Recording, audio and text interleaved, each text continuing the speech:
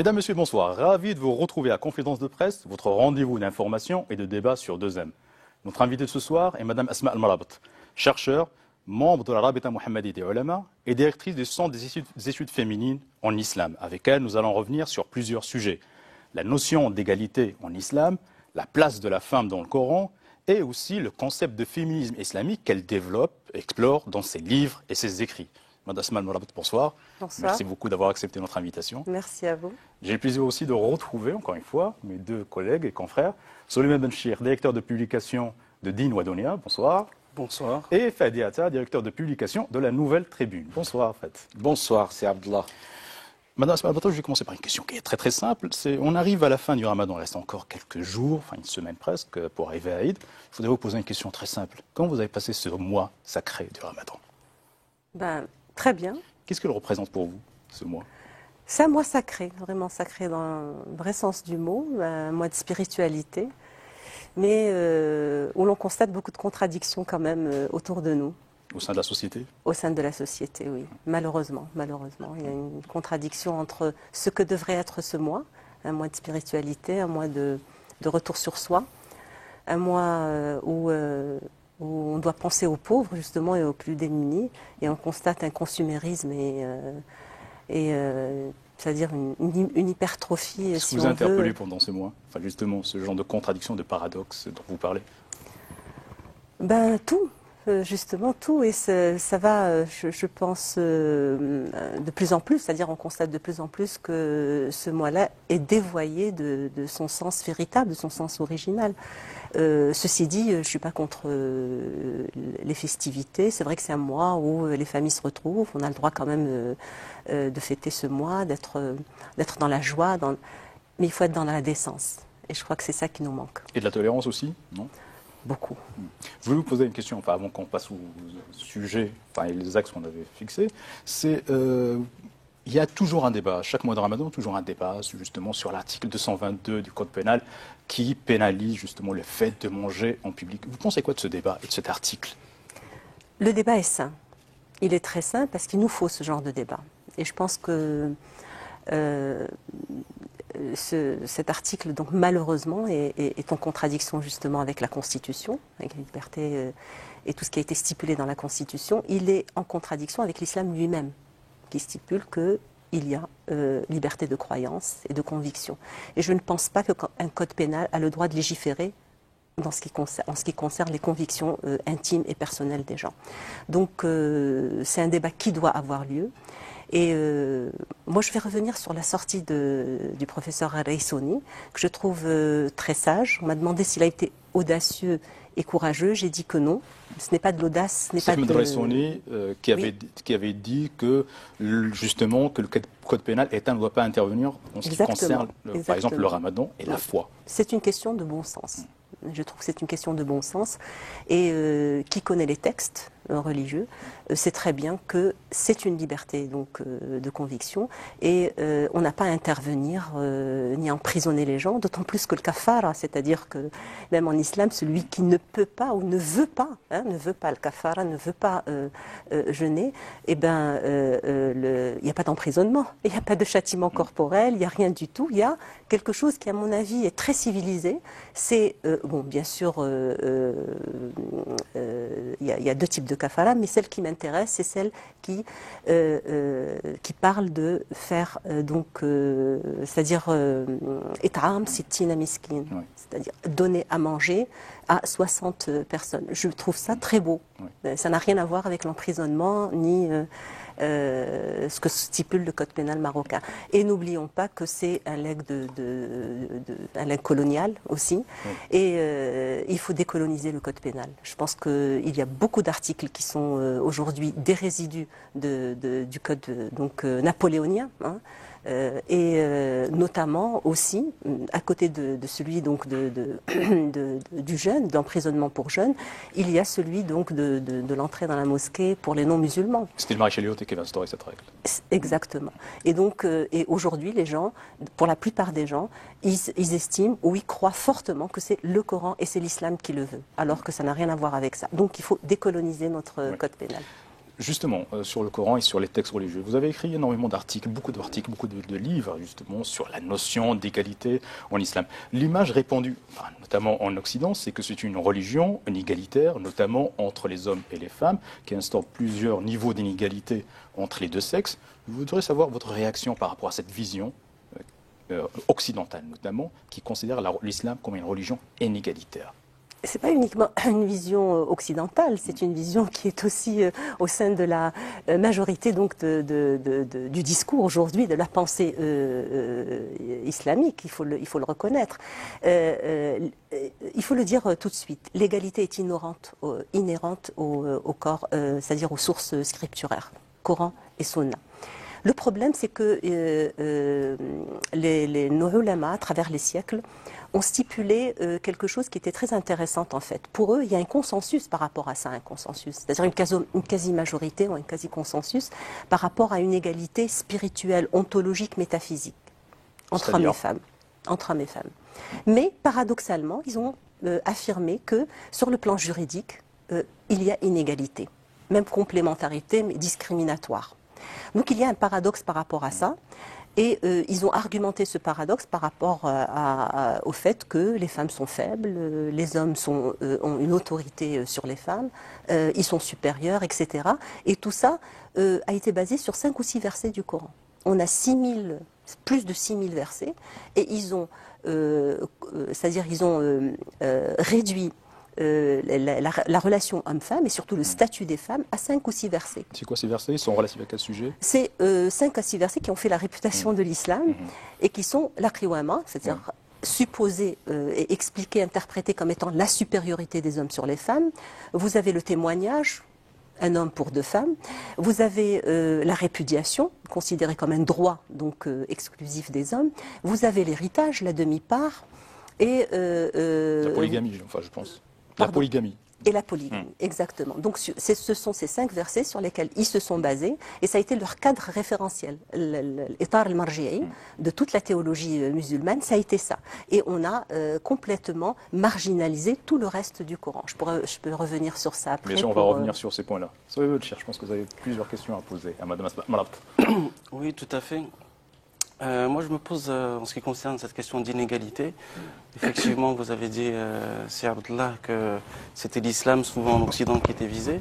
Mais est-ce que c'est pas, c'est-à-dire l'inégalité homme-femme, est-ce que c'est pas quelque chose qui est présent finalement dans les 3 religions du livre? Est-ce que c'est pas le propre des religions révélées, justement des religions avec des prophètes qui sont des figures masculines fortes depuis Abraham?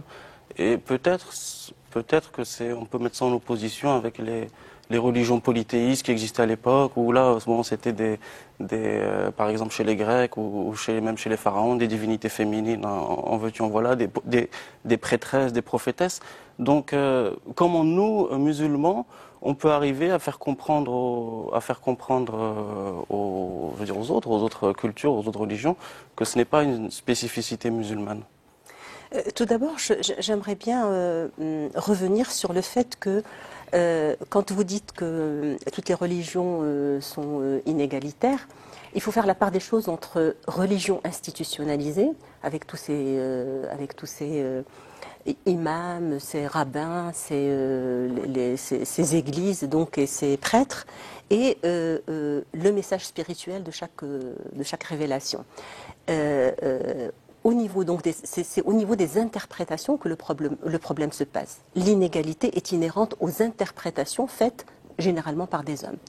Et ça, dans toutes les religions. La misogynie est universelle au sein des monothéismes, mais elle touche surtout aux interprétations. C'est-à-dire que les textes, d'ailleurs il y a des féministes chrétiennes et juives qui travaillent sur leurs textes et qui démontrent aujourd'hui, tels que les féministes musulmanes, texte à l'appui, que le message spirituel du judaïsme, aussi bien que le christianisme, n'est pas porteur d'inégalité, bien au contraire quand on refait une relecture contextualisée et réformiste. Et c'est le cas de l'islam aussi.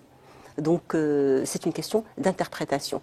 Il y a une confusion très importante entre ce que révèle un message spirituel, c'est-à-dire le Coran, par exemple pour les musulmans, et les interprétations qui ont été faites. Il y a une confusion entre le fait que le Coran est sacré, les textes sont sacrés, mais leur interprétation est humaine, et donc elle n'est pas sacrée.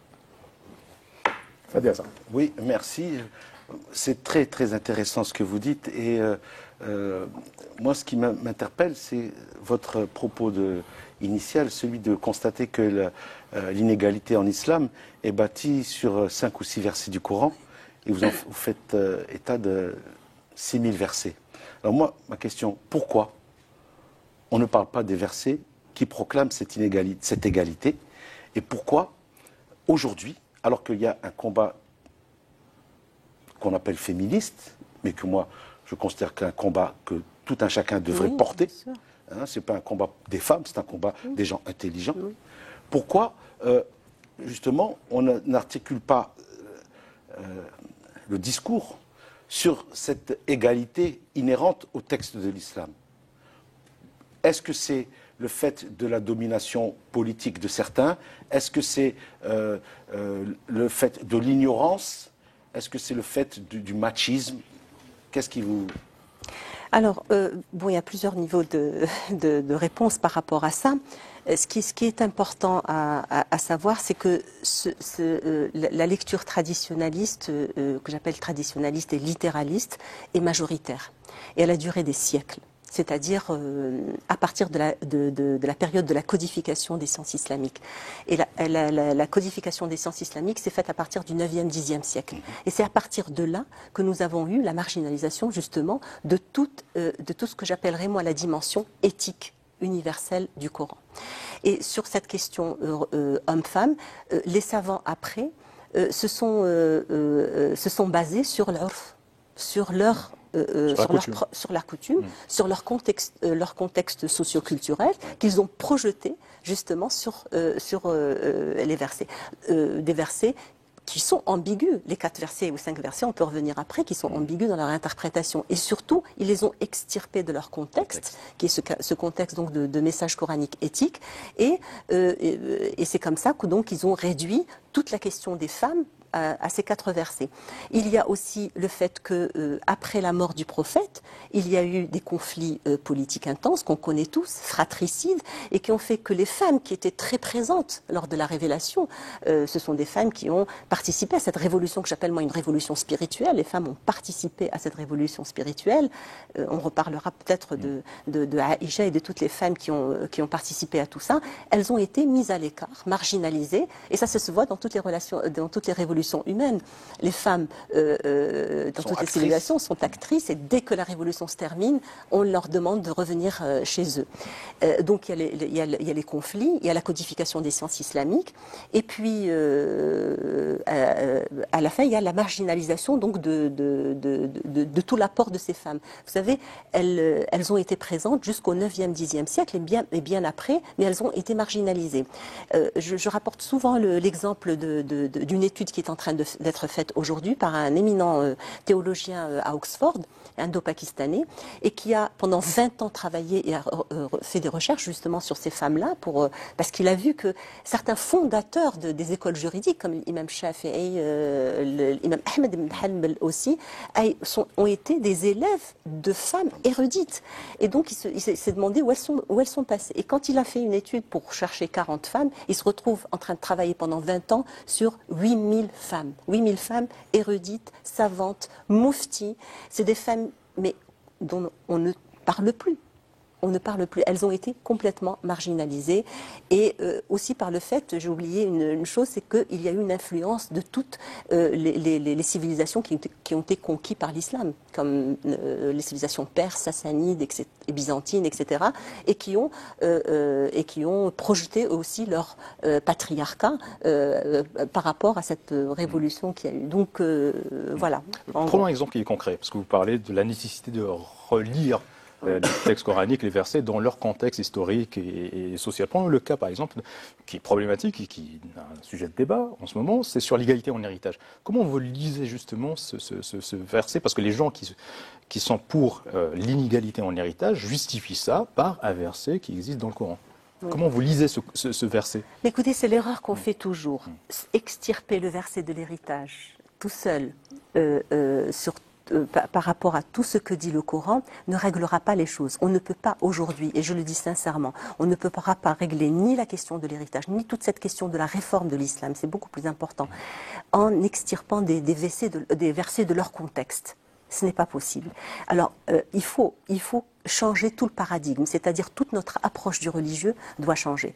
L'approche aujourd'hui traditionnaliste, qui continue donc à se focaliser sur ces 4 versets, doit être complètement changée par une approche réformiste, contextualisée, qui va mettre en avant 4 dimensions. Et permettez-moi de parler de ces 4 dimensions, parce que ça va nous permettre aussi de déconstruire la question de l'héritage. Si j'ai un bien peu sûr, bien sûr. Donc, quand on fait une approche réformiste et contextualisée, qu'est-ce qu'on remarque? On remarque déjà que on devrait utiliser 3 types de lecture, 3 niveaux de lecture. La lecture qui est faite aujourd'hui est une lecture fragmentée, c'est-à-dire qu'on sort des versets, comme je l'ai dit, extirpés de tout le texte. Et comme dans tous les textes, quand on extirpe un chapitre, on ne comprend pas tout le texte. Donc, il faut une lecture holistique. Et d'ailleurs, les savants le disent, c'est shumuliyat al-Qur'an. Al-Qur'an yufassiru ba'dahu al-ba'd. C'est-à-dire qu'il y a des versets coraniques qui expliquent et qui peuvent expliquer d'autres. Donc, il y a une lecture holistique qui doit se faire, une lecture que j'appellerais finaliste, qui est celle des maqasid al-sharia, et qui est très importante. Les finalités, aujourd'hui, sont plus que d'actualité. Parce qu'aujourd'hui, si on a c'est-à-dire à présenter une vraie réforme donc de l'islam, c'est grâce aux finalités qui ont été faites par Shatibi, qui est un grand savant du XIIe siècle, et qui malheureusement a été pendant des siècles marginalisée aussi. Cette science islamique a été complètement marginalisée. Aujourd'hui, elle est théorisée, mais elle n'est jamais mise en pratique. Donc lecture holistique, lecture finaliste et lecture contextualisée de l'ijtihad. L'ijtihad, durant la vie du prophète, c'est quelqu'un qui a utilisé l'ijtihad. C'est un outil qui nous permet de donner justement cette phrase qu'on utilise souvent, le Coran salih li kulli zaman wa makan, eh ben, il ne peut être salih li kulli zaman wa makan, en tout temps et tout lieu, que grâce à l'ijtihad. Et donc en faisant ces trois lectures, qu'est-ce qu'on découvre? Qu'il y a 4 dimensions au niveau du Coran. Une dimension fondamentale, c'est 90% du Coran, c'est une dimension éthique universelle. Et dans cette dimension éthique universelle, on a des principes qui sont extraordinaires. Qui s'adressent à tout le monde et non pas aux musulmans. Non, bien sûr, qui sont d'actualité en plus. Donc quand on a le premier principe qui est connu par tout le monde et qui est Tawhid la ilaha illallah, c'est pas autre chose que celui de la libération des hommes et femmes. Quand on dit la ilaha illallah, on évite l'idolâtrie, al-shirk, et on se soumet qu'à Dieu. Et on évite tout matérialisme, tout consumérisme. On est devant un rapport transcendant avec Dieu, donc qui est la base de l'égalité des êtres humains, hommes et femmes aussi. Il y a des principes comme celui de l'aql, l'utilisation de la raison. Et c'est un principe fort qui revient dans le Coran avec tadabbur, tafakkur, ulul albab, al-hikma. Tout ça, ce sont des concepts qui nous incitent à utiliser la raison. Al-ilm, le premier verset, c'est iqra, donc une incitation à la connaissance. Un autre principe, c'est celui de l'exigence de justice. Et iqamat al-adl. Et l'adl, ce qui est très intéressant, c'est que le Coran est très formel sur l'adl. Il parle de Inna Allah ya'mur bil adl. C'est une prescription et une obligation. Par contre, la liberté de religion, c'est-à-dire que question liberté de conviction, il dit man sha'a falyu'min wa man sha'a falyakfur.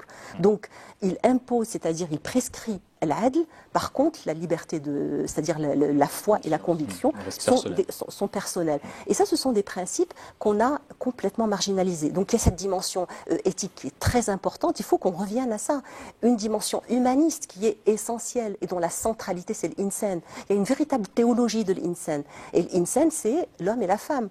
Or, aujourd'hui, le discours majoritaire islamique qu'on voit et qui est traditionnaliste, l'insan, c'est l'homme, le mâle.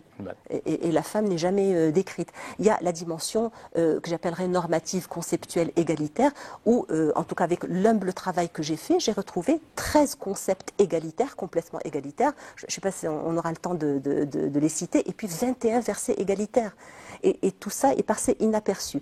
Alors, 4 dimensions, donc je reviens très vite pour dire dimension éthique universelle, dimension humaniste, dimension égalitaire avec des concepts clés comme nafs al-wahida, je vais le citer très vite, donc la création est égalitaire. Or, Et ça, c'est important, parce que dans les autres traditions, justement, nos érudits se sont beaucoup, c'est-à-dire inspirés de la tradition monothéiste chrétienne et hébraïque, du fait que la femme est secondaire et il a été créé de la Côte d'Adam. Or, ça n'existe pas dans le Coran. Et donc, ça, c'est important. Al-Nafs al-Wahida, c'est la création égalitaire de... Je termine par la dimension sociale. Et c'est là où il y a le problème. Dans la dimension sociale se nichent ces 4 ou 5 versets dont on parle. Et c'est là où on peut parler d'inégalité. Mais c'est une égalité qui est propre c'est-à-dire propre au contexte de l'époque, à la conjoncture de l'époque. Ce sont des versets conjoncturels dont les finalités sont importantes. Et là, je reviens à l'héritage. Et c'est là qu'on va comprendre l'héritage. L'héritage est lié à la qiwama. La qiwama qui est un verset central et qui parle de Rijal qawamun ala nisa bima faddala ba'dahum ala ba'd wa bima anfaqu. Donc il y a le fadl et il y a le nafaqa. Et le fadl, il n'a pas dit ba'dahum ala ba'dihinna, c'est-à-dire il n'a pas dit que faddal les hommes sur les femmes. Il n'y a aucun verset qui le dit. Il dit faddala ba'dahum ala ba'd, c'est-à-dire que les deux peuvent utiliser cette qiwama. Et bima anfaqu, donc la qiwama, c'est une question de maintenance économique. Alors, elle est banale dans le contexte de l'époque où ce sont les hommes qui étaient, qui avaient la responsabilité donc de maintenir la famille. Et donc le qiwama, c'est comme ça que dans l'héritage, quand on donne la demi-part, le frère est obligé de prendre en charge sa sœur. Donc il prend le double, c'est pas parce que c'est une récompense divine ou une valorisation du fait qu'il est un homme, mais c'est parce qu'il est responsable donc de sa sœur, qui elle prend sa demi-part et voilà, et c'est une part pour elle. Et donc là, c'est un verset qui est inégalitaire dans la répartition, mais il est équitable et juste dans ses finalités, pour le contexte de l'époque. Et ça, c'est très important à savoir. Le contexte a changé pour vous ? Voilà, le contexte a changé aujourd'hui. Nous sommes devant un verset qui est toujours inégalitaire dans sa répartition, mais qui est devenu inéquitable et dont la finalité n'est plus la justice aujourd'hui dans son application. Quand on a 18% de femmes, de foyers au Maroc qui sont pris en charge par des femmes, on leur dit quoi? Ces femmes qui prennent en charge leurs frères, leur mari, toute la famille. Donc il y a un vrai problème à régler ici. Et donc moi je pense qu'il faut débattre de ce sujet-là et revenir à une part équitable, égalitaire, c'est être dans les finalités de l'islam. En vous entendant, Madame El-Mrabet, on sent la passion et en même temps on sent évidemment c'est un discours très raisonné, argumenté. C'est à la fois la voix du cœur et la voix de l'esprit qui s'exprime. Mais j'aimerais savoir si vous avez le sentiment que ce discours, qui moi me parle et dans lequel je me reconnais parfaitement, comment est-ce qu'il est reçu par le public que vous rencontrez, parce que vous allez fréquemment dans des conférences, ici au Maroc, à l'étranger. Comment est-ce qu'il est perçu? Est-ce que vous avez l'impression d'être à contresens ou au contraire, vous êtes plutôt optimiste sur l'évolution de la société à ce niveau-là? Alors, à contresens, c'est quand les gens ne lisent pas. Donc, dès qu'on essaie de parler de ces sujets-là, sans qu'il y ait une lecture avant, donc de tout le travail qui a été fait, les gens sont outrés et estiment qu'on est en train de toucher au texte sacré, etc. Mais dès qu'il y a communication, dès que c'est même les gens les plus, je vais dire, pas conservateurs, mais les plus fermés par rapport à ces questions-là, dès qu'on commence à argumenter, expliquer cette question des finalités, etc., eh ben, croyez-moi, il y a une certaine remise en question. Je ne vais pas dire qu'ils vont être d'accord à 100%, mais il y a un déclic qui se fait. Et ce déclic, c'est ce qui nous manque aujourd'hui dans toute notre approche du religieux, la raison critique. Voilà. Il faut essayer de relancer ou de refaire renaître chez aujourd'hui les musulmans, marocains ou autres, cette question de raison critique. Il faut ne pas s'arrêter sur le fait que le texte est sacré, je ne le touche pas. Oui, le texte est sacré, mais c'est notre interprétation qui est l'interprétation aujourd'hui dans notre contexte qui est importante, et donc celle-là n'est pas sacrée. Et comme les autres érudits pendant des siècles et des siècles d'interprétation ont produit leur interprétation, etc. Ils n'ont jamais dit qu'elle était sacrée. Aujourd'hui, comme on est dans une décadence islamique, on fait du taqlid. Et donc, on a peur. Et c'est cette peur qui fait qu'on préfère rester sur ce taqlid-là, parce que les anciens l'ont dit, les anciens étaient mieux que nous, et voilà. Mais quand on explique, croyez-moi, ça passe. Mais le problème, c'est que toute cette pensée réformiste n'a pas les moyens de se propager. Voilà. Et les moyens, on sait qui les ont. C'est-à-dire, aujourd'hui, dans le monde, il y a une idéologie néo-wahhabiste qui a malheureusement complètement dévoyé ce message-là. Avant de passer peut-être au wahhabisme dont je pense qu'on va parler tout à l'heure, je voulais savoir, pardon,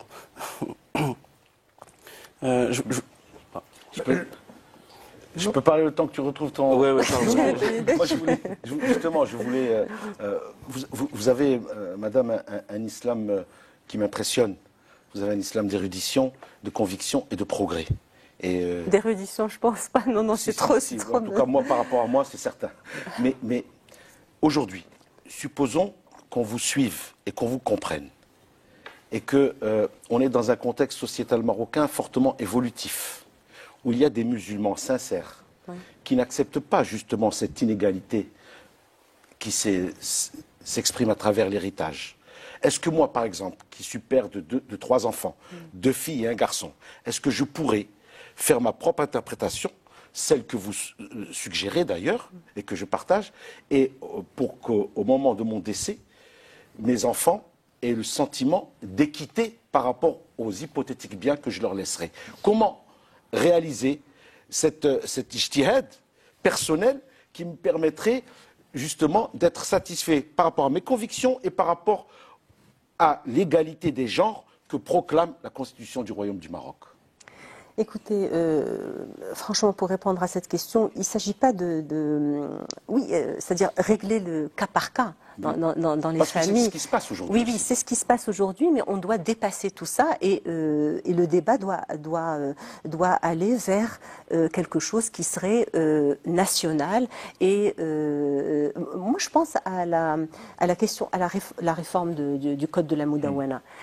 Après la longue lutte donc des femmes qu'on connaît, etc., on est arrivé quand même à un certain consensus grâce à un ijtihad collectif où toutes les parties de la société ont été présentes. Et on est sorti avec un code qui, bon, peut-être aujourd'hui il est un petit peu dépassé sur certaines choses, mais il est avant-gardiste, et ça je peux vous le dire, oui. Et donc aujourd'hui, sur le débat de l'héritage, il nous faut un ijtihad collectif. Il faut que la société aujourd'hui essaie c'est-à-dire la société civile essaie d'influencer justement toutes les prises de position politiques et les décideurs politiques pour qu'il y ait aujourd'hui aussi un débat à ce niveau-là pour qu'on règle ces problèmes et qu'on arrête de tatillonner comme ça. Mais les Marocains font des contournements ça c'est connu, c'est très connu. Et ces mêmes gens qui font des contournements, excusez-moi, c'est pas pour vous, sont les premiers à prôner non, il ne faut pas toucher à l'héritage alors que c'est d'une hypocrisie incroyable. Donc non, le débat est sain aujourd'hui au Maroc et il faut aboutir justement à cet ijtihad collectif et que pas uniquement les théologiens qui soient présents. Il faut que tout le monde soit présent. C'est exactement comme la commission pour le code de la réforme. On a parlé depuis tout à l'heure du Coran, des versets coraniques sur des questions d'égalité, mais parfois on se heurte aussi au hadith. Par exemple, on a parlé de contournement et la question du testament, elle est parfois bloquée par un hadith qui considère qu'un héritier ne peut pas recevoir de testament. Comment on peut répondre justement, quel est votre point de vue sur cette question-là des hadiths? Vous savez, en étudiant cette question de l'héritage, j'ai remarqué que avant, c'est-à-dire les juristes musulmans, avec toute la diversité qu'ils avaient, il y avait une divergence incroyable par rapport justement à la wasiya et au verset de l'héritage. Et cette divergence existe dans les manuels de fiqh. On remarque qu'il y a, par exemple, ceux qui disent que la wasiya est prépondérante par rapport à l'héritage. Et l'Wasiya est très importante. Et c'est vrai, on retrouve 3 versets sur l'Wasiya, et même sur le verset de l'héritage, justement, par rapport à la demi-part des filles, la fin du verset dit « Waba'd wasiyatin yusa biha aw dayn ». Donc, ce qu'on appelle wasiya al-wajiba, le testament obligatoire. Oui, mais il y a cette question de wasiya qui revient. Et donc vous avez une grande majorité qui dit non, les versets de l'égalité ont abrogé le wasiya. Et ça, et le hadith a abrogé justement le wasiya en la limitant, la conditionnant par le toulout. Il y a d'autres, comme Tahar ibn Ashur et d'autres assez contemporains, qui disent que comment on peut, avec un hadith, abroger un verset coranique qui est clair. Et c'est toute la question toute la problématique des hadiths aujourd'hui. Là, je viens de savoir, d'être informé qu'il y a un grand travail qui se fait en Turquie avec ce qu'on appelle le département des affaires religieuses et une grande chercheuse spécialiste dans les hadiths et qui sont en train de revoir toutes ces questions de hadith. Parce qu'il faut faire ce travail-là par rapport aux hadiths. On a un vrai problème aujourd'hui avec justement l'authenticité, la contextualisation des hadiths qui pose un vrai problème. Et on retrouve maintenant dans le discours islamique, c'est-à-dire majoritaire, beaucoup de gens qui sont capables à refuser le Coran et à imposer un hadith, alors que dans les sciences islamiques, ce qu'on sait, c'est que là, il y a la priorité du Coran. Les hadiths sont très importants, mais ils viennent en deuxième position. Oui, voilà, je voulais parler un peu politique, c'est ça qui m'a fait perdre un peu mes esprits. Vous parliez tout à l'heure de Lessoni, donc apparemment il serait revenu sur ses propos, donc c'est pas si clair son soutien visible aux déjeuneurs. Il y a aussi en Tunisie donc Rannouchi qui est intervenu sur Nahda en disant que ce ne serait plus un parti islamiste. Est-ce que vous pensez que dans votre combat donc pour réformer l'islam et son rapport à la question des genres, l'égalité homme-femme, est-ce que vous pensez qu'un parti islamiste comme le PJD est aussi un partenaire et peut aussi contribuer à la réflexion sur ces questions-là? On ne peut pas l'exclure, en tout cas. Je pense que c'est la voix d'une certaine majorité aujourd'hui d'un Maroc qui est devenu très conservateur. Ce qui ne me dérange pas, être conservateur, c'est pas une tare. Ce qui dérange, c'est quand on veut imposer aux autres son point de vue et qu'on estime que son point de vue est celui de la vérité absolue. Je reviens sur Ressoni. Il n'a jamais soutenu les déjeuneurs, mais par contre, il a déclaré quelque chose qui, à mon avis, est très important sur la liberté. Donc, de jeûner ou de pas jeûner, c'est quelque chose qui est entre Dieu et le croyant. C'est ça qui est important. Sur la question d'être d'accord avec les déjeuneurs ou pas, c'est une autre question. Donc, je pense que c'est ça. Est-ce que les partis islamistes peuvent... Moi, je pense qu'ils peuvent évoluer parce qu'il y a des voix dissidentes au sein de tous ces partis-là. Et je pense qu'il ne faut pas faire de l'exclusion et travailler avec tout le monde. Je crois que c'est par sagesse, par pragmatisme, mais aussi si on veut le bien de ce pays-là et si on veut évoluer et éviter cette fracture qui, de plus, jour après jour, me paraît assez effrayante. C'est ça. Ben justement, puisqu'on entre dans le champ politique, moi je vais mettre les pieds dans le plat, un peu plus que mon ami Souleymane, pour vous poser la question suivante. Vous ne pensez pas qu'aujourd'hui, dans ce Maroc du XXIe siècle, avec justement une constitution qui est exemplaire, à mon avis, sur un tas de problématiques et qui malheureusement n'est pas perçue comme telle ou appliquée par beaucoup parce que ça les gêne, pensez-vous pas qu'on ne devrait plus considérer qu'un parti est islamiste ou n'est pas islamiste? Pensez-vous pas que la religion, c'est l'affaire de chacun et que c'est une affaire personnelle et que moi, personnellement en tout cas, je me refuse à ce qu'on me dicte une orientation religieuse à travers un discours politique. Moi, je crois que le meilleur moyen de réformer l'islam, ce n'est pas de le réformer au sens où on va toucher au texte sacré, mais le meilleur moyen de réformer l'interprétation des textes, c'est justement de laisser ça aux érudits, aux spécialistes, aux ulama, et notamment à leurs composantes féminines, plutôt que de la donner aux dirigeants politiques qui, à travers l'utilisation de la religion, cherchent à imprimer leur conception de la société et du pouvoir. Oui, moi je suis tout à fait d'accord sur la séparation du religieux avec le politique. C'est quelque chose qui est complètement évident. Et vous savez, le drame de l'islam, de l'histoire de l'islam, ça a été ça. De tout temps, depuis des siècles, l'islam a été instrumentalisé par le politique. C'est pas né d'aujourd'hui. Et c'est vrai que l'islam appartient à tout le monde et prôner un discours politique à partir du religieux ou en utilisant justement un langage religieux, et quand on connaît la vulnérabilité justement des gens